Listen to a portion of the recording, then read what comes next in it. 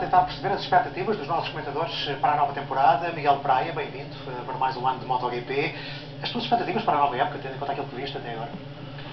Bom, é um ano que, honestamente, espero que os pilotos oficiais das principais equipas Honda e Yamaha sejam novamente protagonistas.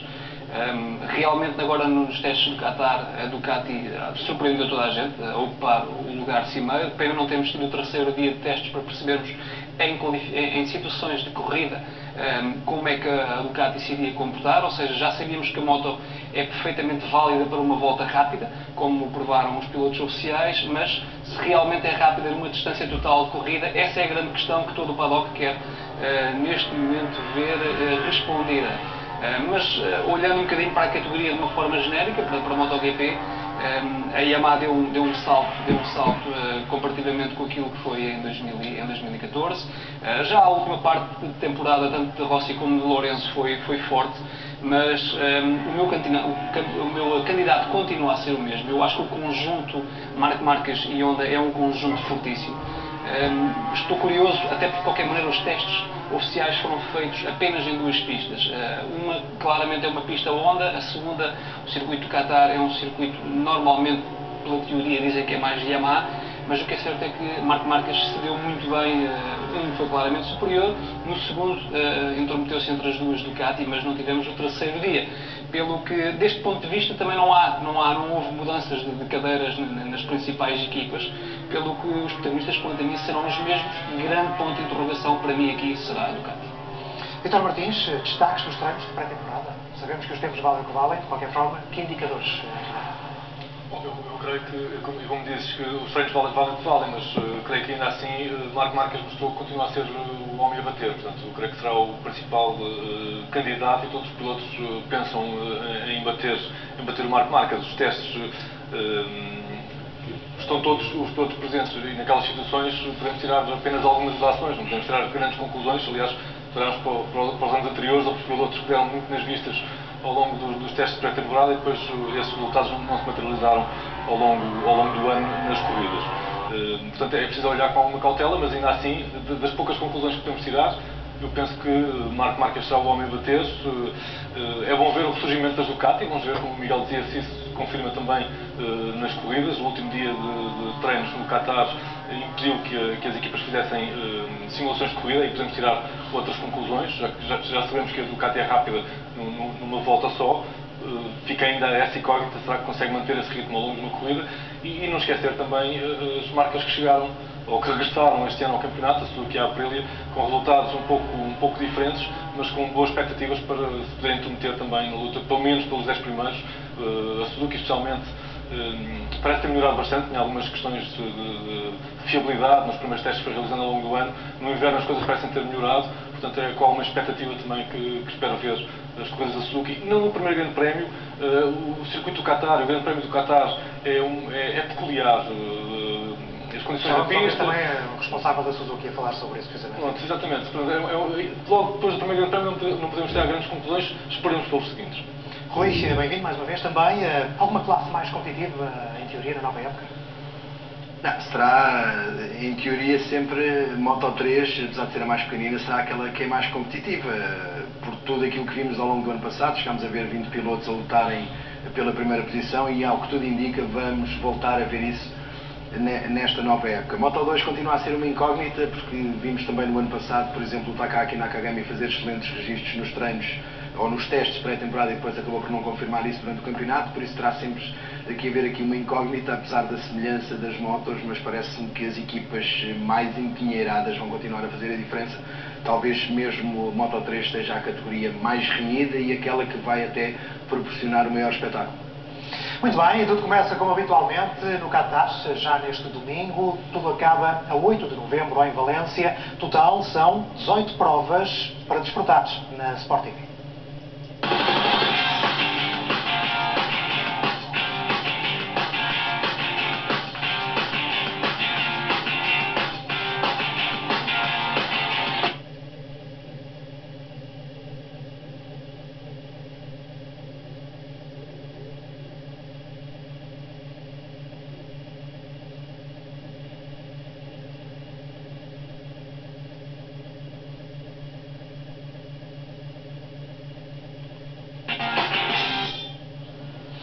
Aí está o calendário a todas as provas da temporada de MotoGP. Há aqui uma troca em relação ao ano anterior, apenas uma. Donington sai, entra Silverstone no Grande Prémio da Inglaterra. Rui, qual é a explicação?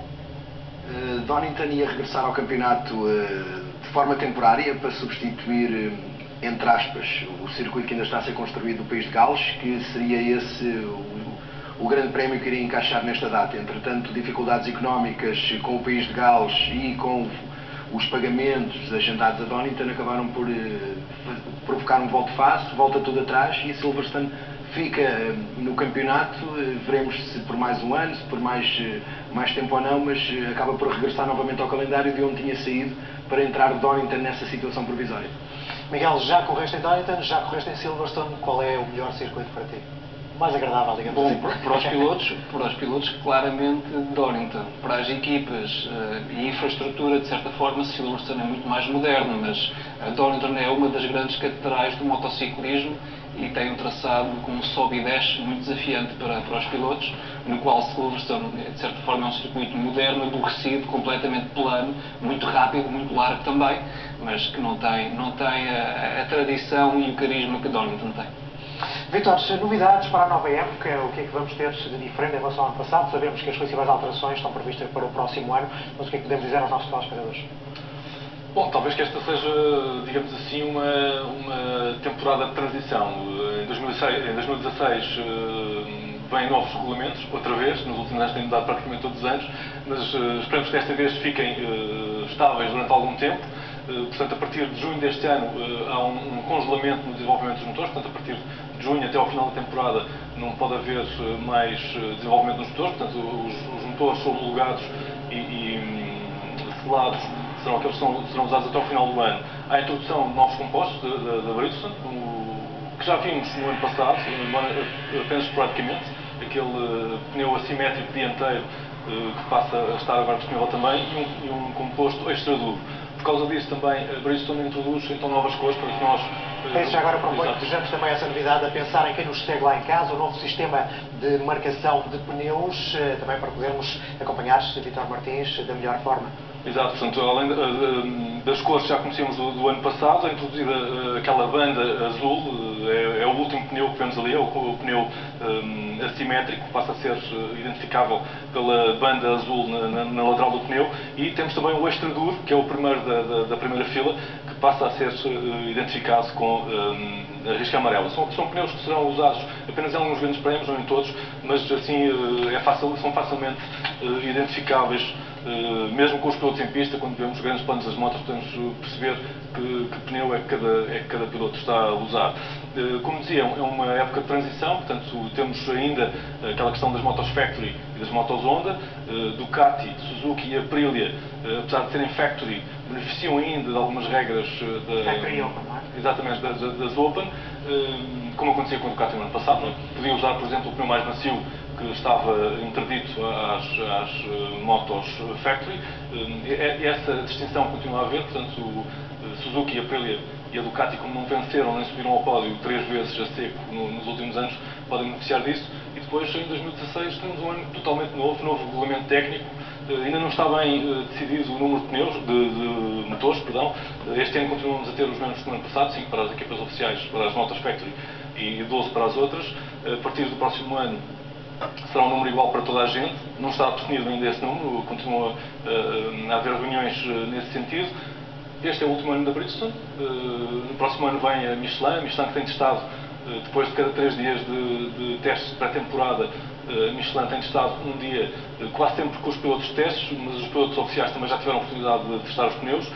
Pelos vistos, o pneu traseiro é muito bom, o pneu dianteiro ainda requer algum desenvolvimento, e com a vinda dos novos pneus da Michelin em 2016, há também uma alteração nas motos, passam a ter jantes de 17 polegadas, o que obriga também as motos a serem desenvolvidas, tendo em conta a diferença é muito pequenina, é 16 polegadas e meia para 17, mas implica algumas alterações nas motos também. Vamos esperar um bocadinho até 2016, concentramos então na antevisão de época do Mundial de Velocidade. Vamos por partes, dedicamos a primeira a MotoGP.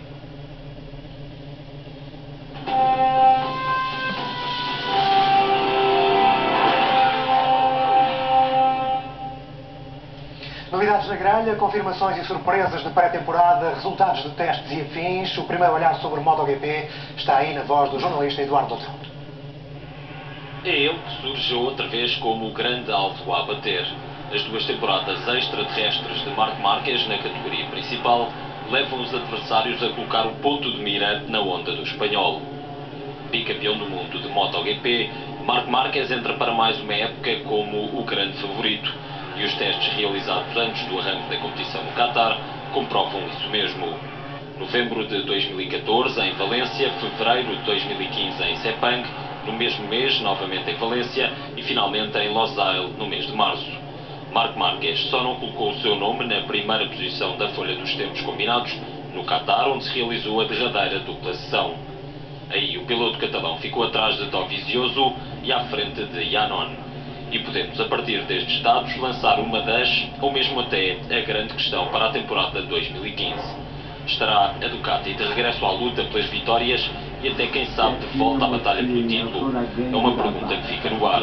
Ducati, que manteve Dovizioso nas suas fileiras, o italiano quinto classificado na época passada, tem agora a companhia do compatriota Yannon, que terminou 2014 no 10º posto da geral. Na altura, ao serviço da Pramac Racing, da equipa satélite para a equipa oficial, Yannon vai continuar a pilotar uma Ducati, é certo, mas já se sabe, as diferenças entre uma e outra são mais que muitas. Outra grande questão diz respeito à Suzuki e à Aprilia. Boas notícias para os aficionados que veem o número de construtores aumentar de 3 para 5. Resta ver o que conseguem fazer estas duas equipas de fábrica integradas na categoria Open, que não são de forma alguma novatas nestas andanças. Desde 2004 que não se via uma Aprilia na classe maior, o construtor italiano nunca venceu o título da principal categoria, mas recorde-se que entre as 125 e as 2,5 a Aprilia conquistou um total de 19 títulos. Pilotos como Valentino Rossi e Jorge Lorenzo, entre muitos outros, venceram campeonatos com as máquinas Aprilia. São precisamente os casos de Álvaro Bautista e Marco Melandri. O espanhol, campeão do mundo de 125 em 2006 com a Aprilia, volta a associar-se ao construtor italiano agora para comandar a RSGP e terá a companhia de Marco Melandri. Outro regresso ao Mundial de MotoGP, o italiano foi campeão nas 2,5 com a Aprilia e estava nas Superbikes desde 2011. A Suzuki antecipou a entrada em cena prevista apenas para 2016. Para já, a marca nipónica também corre com motos fabricadas em série, mas no próximo ano conta estar com o protótipo em pista. Suzuki de regresso após o abandono em 2011, Álvaro Bautista e John Hopkins foram os últimos a servir a Suzuki na classe rainha. Randy Depunier recebeu um wildcard para mostrar a máquina japonesa na última prova do calendário 2014 em Valência. Mas os escolhidos para o projeto liderado por David Ebrivio são dois espanhóis, dois pilotos que dispensam apresentações. Alex Espargaró foi o melhor piloto em 2014 no que à classe Open diz respeito, levou a Yamaha da NGM Forward Racing a terminar no incrível 7º lugar da geral. E se a expectativa é grande para ver o que fará Espargaró aos comandos da GSX-RR, o que dizer da estreia de Maverick Viñales, que chega à categoria principal com o rótulo de um dos rookies mais promissores dos últimos anos. E dizemos um dos mais promissores porque é bom não esquecer Jack Miller, o australiano que o ano passado acabou a 2 pontos do cetro de Moto3 conquistado por Alex Marquez, torna-se o primeiro piloto da história a saltar diretamente da classe mais baixa para a classe mais alta.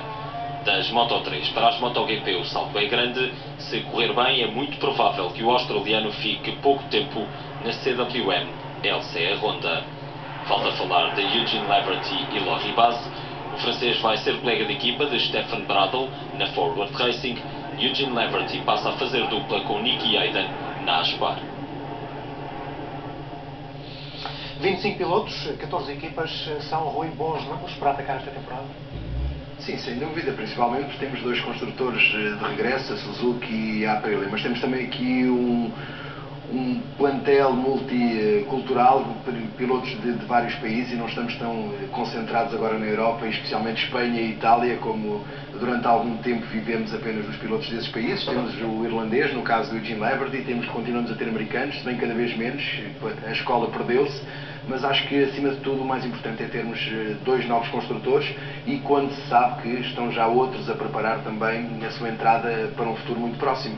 Por isso acho que teremos aqui da última década, porventura, o melhor plantel neste campeonato 2015.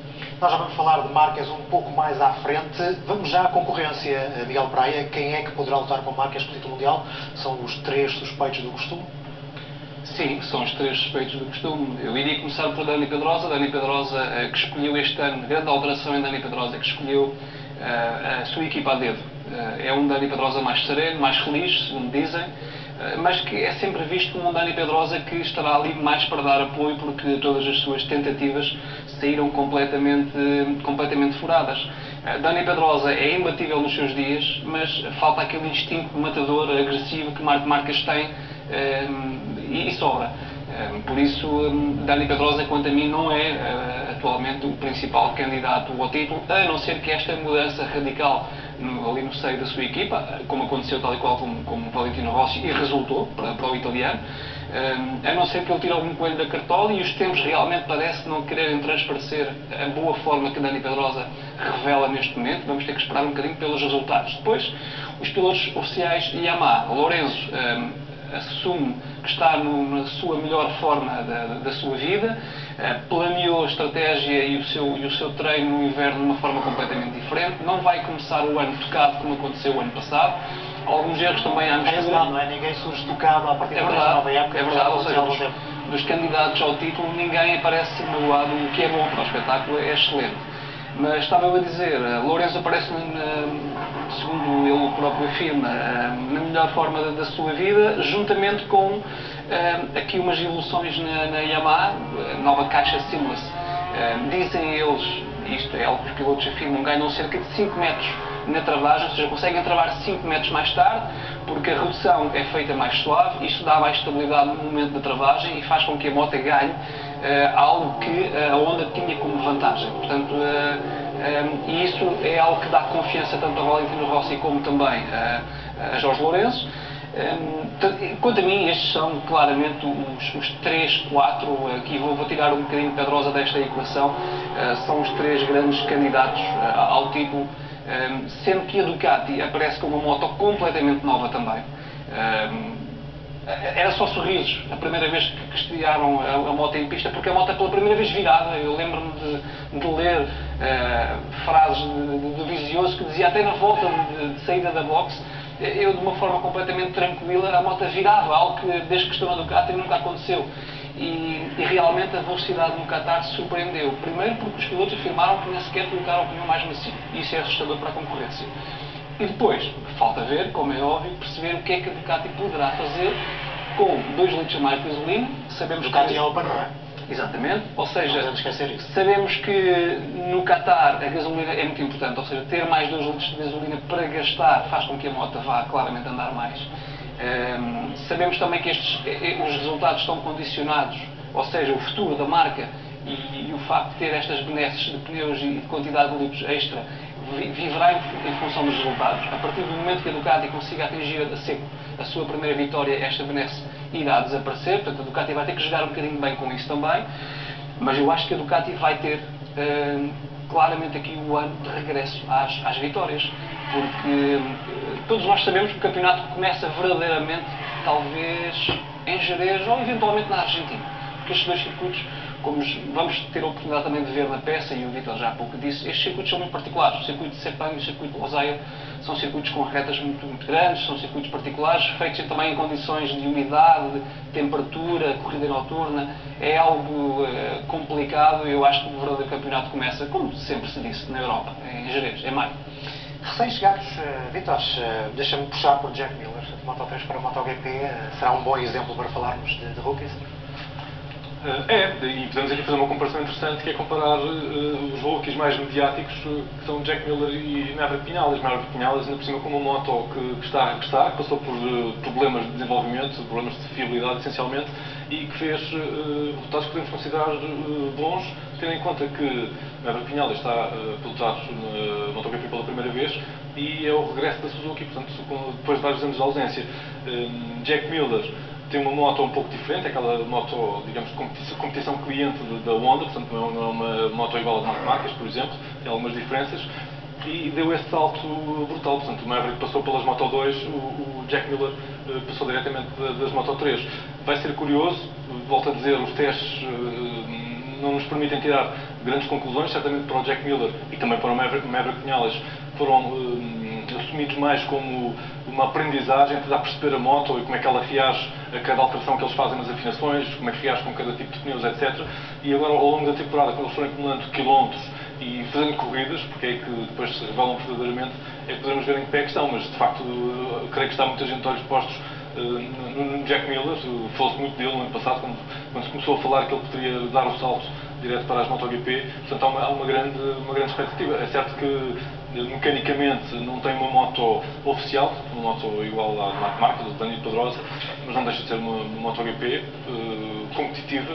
Veremos depois das primeiras corridas em que parte da tabela dos pontos é que vamos ver o Jack Miller. Falando então da Suzuki, por exemplo, não esperem muito mais desta marca na primeira prova do que uma experiência de aprendizagem. Okay, we did a wildcard race at the end of last year, and that got us back into the sort of the routine again. Here it's different. I mean, we're full two-rider team, new riders. It's basically going to be a learning experience for us, really. The first race, obviously we have to get everything right and get the best result possible, but it's a new experience for us again. Nova experiência, Suzuki e também Aprilia. Rui Belmonte, o que esperar destas duas recém-chegadas equipas deste Campeonato do Mundo? Bem, da Aprilia, pelo que vimos até agora, muito pouco. Eu acho que aquela moto é mais lenta do que a moto do Mundial de Superbike, muito mais. Acho, quanto a mim, também que é um erro escolher o Marco Melandri para ser piloto desta equipa. Talvez a opção, e há pouco falávamos disso antes de entrarmos em estúdio, a opção Jordi Torres pudesse ter sido muito melhor para a equipa. O Álvaro Bautista poderia ser uma excelente ajuda para o desenvolvimento e também para ensinar o Jordi Torres. Quanto à Suzuki, temos que não nos esquecer que o Maverick Vinales é o rookie mais rápido sempre em Sepang. Foi mais rápido na estreia em MotoGP do que o Marc Marquez, portanto isso significa que qualquer coisa está ali que pode ser boa. Acho que esta opção aqui do Tom em relação à Suzuki, dizer que é uma corrida de aprendizagem, é um bocadinho esconder o jogo, porque o Randy Deponia já rodou aqui muitas vezes com anteriores evoluções da moto, mas não faltam dados certamente para conseguir afinar a moto e tornar a moto competitiva para esta primeira corrida. Depois, o resto que pode advir daí, lá está, talvez a partir de Jerez a gente consiga ter uma noção mais acertada do que é que valem tanto a Aprilia como a Suzuki, mas o que é certo é que a Aprilia tem muito ainda que desbravar e conseguir anular muito mais do que a Suzuki, que neste momento está talvez onde pouca gente pudesse pensar que estivesse, até depois do que vimos em Valência com o Randy Deponia, com todos aqueles problemas de fiabilidade. Muito bem, são as novidades na grelha de MotoGP para este ano. Partimos para uma nova época com a liderança de um jovem de 22 anos. Marc Marquez vai defender o título mundial de MotoGP.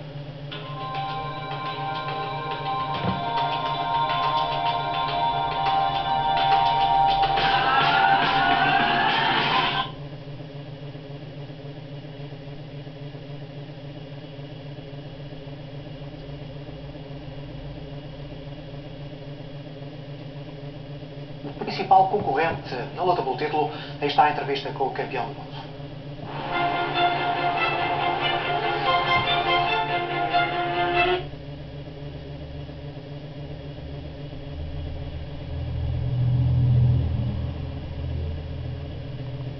What will happen in the future, but of course in the other side it's difficult to manage this pressure, but yeah, I'm happy for that, because if everybody like see you like a reference of MotoGP class, it's incredible, because looks like are the best riders in the world fighting there, and you are the favorite, so this is a pleasure. It's important to be relaxed and disconnect sometimes, but I'm 22 years old and always I want some activities, and this winter time, for example, I did some motocross race, dirt track race, and because it's what I enjoyed, and also helps me to disconnect. Okay, are motorbikes, but are races that I enjoyed a lot. Last season, I had a small advantage because okay, I was injured, but from the first test, I saw that the bike was perfect. I said, wow, this is my bike. I don't want to play, I don't want to touch anything, I don't want to play with the setups because I feel really good. And then I injured and I arrived here in Qatar, okay, with the injury, without pre-season, but the bike I know that was working perfect. And this season, for example, we work much more because the opponents also improve, every manufacturer improve a little bit, the riders, and when we tried the 2015 bike, it was not perfect, and we worked more than last season. And now, minimum, I feel that we are on the same level, but the others improve, so will be different than last year. Will be everything more tight. I try to pay attention in all these three riders, like you say, Dani, Valentino, and Jorge, because then if somebody fighting with you it's not a surprise. It's something that you already expect. It's difficult to choose one, but I think Jorge this season will be strong because you know, when a good rider like him struggling some season like last year, then always he come back stronger. So I think he will be strong, but Valentino always is, you never know with him because it's a great surprise to have Valentino there, but it's a surprising thing for everybody, no? That Valentino every year looks like he's older, but he's improving his level. So, and Dani always is there, so will be difficult, but maybe the one that will change more will be Jorge. And of course, some race Ducati will be there, but and some race will be maybe faster than us. But I know that the main opponents for the championship are Yamaha riders and my teammates. The main target is try to repeat the world champion, not the Redus, because sometimes it's difficult. But it's the main target is the world championship, and try to achieve this goal. But we will see how we can manage. Of course, if I can win 7 races, I will try. Or if I can win more races, I will try. But the main target is the championship, and is where we need to be focused. In some races, if I need to finish second, third, and get some points for the championship, I must be smart and try to manage this motivation for staying in the championship. Entrevista com o campeão do mundo, Marc Márquez. Agora a análise dos comentadores do Sport TV, Miguel Pereira, para já. O que é que destacas nesta entrevista? Sobretudo esta questão da pressão e da maturidade.